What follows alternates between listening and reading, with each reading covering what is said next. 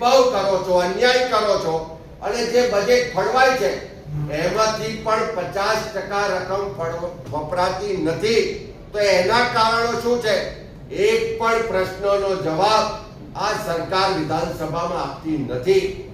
આ સરકારનો ચહેરો ખુલ્લો પડી ગયો છે કે એસસી એસટી ઓબીસી માઇનોરિટી વિરુદ્ધની એમની માનસિકતા છતી થાય છે અને એના માટે જ્યારે કોંગ્રેસ પાર્ટી અવાજ ઉઠાવે, આ સમાજને ભેદભાવ, અન્યાય અને એના ન્યાય માટેની વાત કરે તો એનો જવાબ આપવામાં નથી આવતો. કોંગ્રેસના સભ્યોની વાત સાંભળવામાં નથી આવતી અને ઉડાવ જવાબો આપવામાં આવે છે. એની વિરુદ્ધમાં આજે અમે વોકઆઉટ કર્યો છે.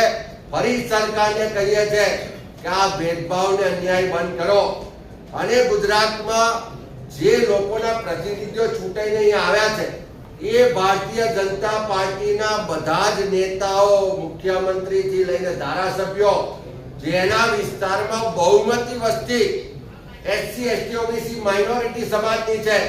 શરમ તો ત્યારે આવે કે એક પણ ભાજપનો ધારાસભ્ય આ સમાજના હક અધિકારની વાત માટે બોલવા ઉભો ના થયો. એક પણ ભાજપનો નેતા, ધારાસભ્ય આ સમાજને ભેદભાવ થાય છે, અન્યાય થાય છે એ વાત કહેવા ઉભો ના થયો.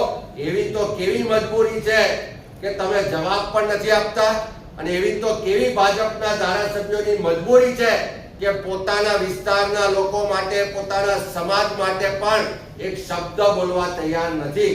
ત્યારે શરમ આવી જોઈએ આ સરકારને કે અન્યાય કરે છે, ભેદભાવ કરે છે, આ સમાજની વાત પણ વિધાનસભામાં સાંભળતી નથી. સર, શોર્ટમાં કીધી